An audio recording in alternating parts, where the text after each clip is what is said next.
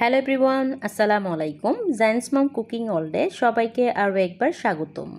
আজকে আমি আপনাদের সাথে শেয়ার করব চিকেন তান্দুরি। এর সাথে আরেকটু রেসিপি শেয়ার করব, অনেক মজার, খেতে ফ্লেভারফুল রুটি। এই রুটিটা আমি কিভাবে তৈরি করব চলুন আপনাদের সাথে শেয়ার করি, সাথে তান্দুরি রেসিপিটা আপনাদের সাথে শেয়ার করছি। চলুন দেরি না করে শুরু করি। Let's go to my kitchen and cook. Chicken tandoori বানানোর জন্য আজকে আমি এখানে বেস্টের পিস নিয়েছি। আপনারা চাইলে লেগ পিসটাও নিতে পারেন। আমার কাছে যেহেতু এখানে বেস্টের পিসটাই ছিল তাই আমি এটাই নিয়ে নিয়েছি। চিকেনটা এখন আমি একটু স্লাইস করে ছোট করে কেটে নিচ্ছি। আপনারা চাইলে বড় রাখতে পারেন, তবে আমি একটু ছোট করে নিচ্ছি, তাহলে খুব দ্রুতই এটা ফ্রাই করে নেওয়া যাবে। আমি এইভাবে কেটে নিয়েছি কয়েকটা স্লাইস করে। চিকেন তান্দুরি বানানোর জন্য একটা মশলা বানিয়ে নেব। এর জন্য দিয়ে দিচ্ছি 1 চা চামচ মরিচের গুঁড়ো, দিয়ে দিচ্ছি 1/2 চা চামচ জিরার গুঁড়ো, এরপর অ্যাড করে দিচ্ছি বারবিকিউ মশলা, বাজারে যে মশলাটা পাওয়া যায় সেটা দিয়ে দিচ্ছি। এখানে দিয়ে দিচ্ছি 1 চা চামচের মতো।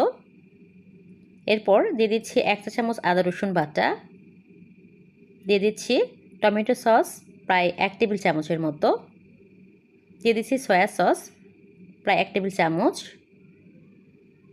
দিয়ে দিচ্ছি স্বাদমতো লবণ। এরপর দিয়ে দিব গোলমরিচের গুঁড়া 1/2 চা চামচ। এখন এক টুকরো লেবু আমি চিপে দিচ্ছি। এখন খুব ভালোভাবে মশলাটা একটু মেখে নিচ্ছি। মাখানো হয়ে গিয়েছে। এখন যে চিকেনগুলো আমি কেটে রেখেছিলাম সেটাই দিয়ে দিচ্ছি। এখন খুব ভালোভাবে আমি মেখে নিচ্ছি চিকেনের মধ্যে মশলাগুলো। আমার মাখানো হয়ে গিয়েছে। এখন আমি একটা ঢাকনা দিয়ে ঢেকে এটা রেস্টে রেখে দিব আধা ঘন্টার জন্য। আপনাদের হাতে সময় থাকলে আরও বেশি সময় রাখতে পারেন। এই পর্যায়ে আমি আরেকটা বাটি নিয়ে নিয়েছি। এখন আমি এর মধ্যে একটা কলা নিয়ে নিচ্ছি।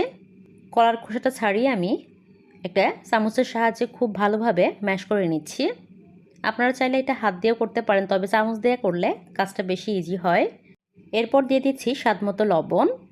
এখন এখানে নিয়ে নিচ্ছি লাল আটা, গমের যে আটা পাওয়া যায় প্যাকেটে সেটাই নিয়ে নিচ্ছি প্রায় 1.5 কাপের মতো। এরপর দিয়ে দিচ্ছি সামান্য পরিমাণ জাল করে রাখা দুধ, দিয়ে আমি আটাটা মেখে একটা ডো বানিয়ে নিচ্ছি। এখন রেস্টে রেখে দিব 10 থেকে 15 মিনিট। এই পর্যায়ে চুলাতে ফিরে এসেছি। চুলাতে একটা প্যান বসিয়ে এর মধ্যে দিয়ে দিচ্ছি কিছুটা পরিমাণ তেল। আজকে যেহেতু চিকেনগুলো আমি ডিপ ফ্রাই করব না, সেই জন্য অল্প তেলে নিয়ে নিচ্ছি। এখন একে একে চিকেনগুলো আমি দিয়ে দিচ্ছি। কিছু সময় আমি ভেজে নিয়েছি একটা সাইড, এখন উল্টে দিচ্ছি। এই সাইডটা প্রায় আমি 8 থেকে 10 মিনিট ভেজে নিব। চুলার আঁচটা মিডিয়াম টু লোতে রেখে চিকেনটা ভেজে নিচ্ছি। আপনারা যদি আমার চ্যানেলে নতুন হয়ে থাকেন প্লিজ সাবস্ক্রাইব করবেন। চিকেনগুলো ভাজা হয়ে গিয়েছে, এখন একে একে তুলে নিচ্ছি। আটার ডোটা যে রেডি করেছিলাম সেটাই 5টা লিচি কেটে নিয়েছি। এখন একে একে সবগুলো রুটি আমি বানিয়ে নিব। কিছুটা পরিমাণ আটা ছেটিয়ে রুটি বেলে নিচ্ছি। এই রুটিটা সবাই বানাতে পারেন। আমি এভাবে একটা রুটি বানিয়ে নিয়েছি। আমি নর্মাল রুটির মতোই রেখেছি, খুব বেশি মোটাও না খুব বেশি পাতলাও না। সবগুলো একইভাবে বানিয়ে নিব। এরপর চুলাতে চলে এসেছি, একে একে সবগুলো রুটি ভেজে নিব। একটু চেপে চেপে রুটিগুলো ভেজে নিচ্ছি। রুটিটা ভাজা হয়ে গিয়েছে, এখন আমি তুলে নিচ্ছি। পরেরগুলো আমি একইভাবে ভেজে নিচ্ছি।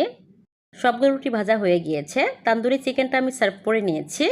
আপনারা যদি এরকম ফ্লেভারফুল রুটি খেতে চান একবার হলে বাসায় ট্রাই করবেন। আর তান্দুরি চিকেন তো মাস্ট ট্রাই করবেন। আমার ভিডিওটি ভালো লাগলে প্লিজ লাইক কমেন্ট শেয়ার করবেন। আর যারা আমার চ্যানেলে নতুন তারা প্লিজ আমার চ্যানেলটা সাবস্ক্রাইব করবেন পরবর্তী কোনো রেসিপি দেখার জন্য। ভিডিওটি দেখার জন্য অসংখ্য ধন্যবাদ। সবাই খুব ভালো থাকবেন। আসসালামু আলাইকুম।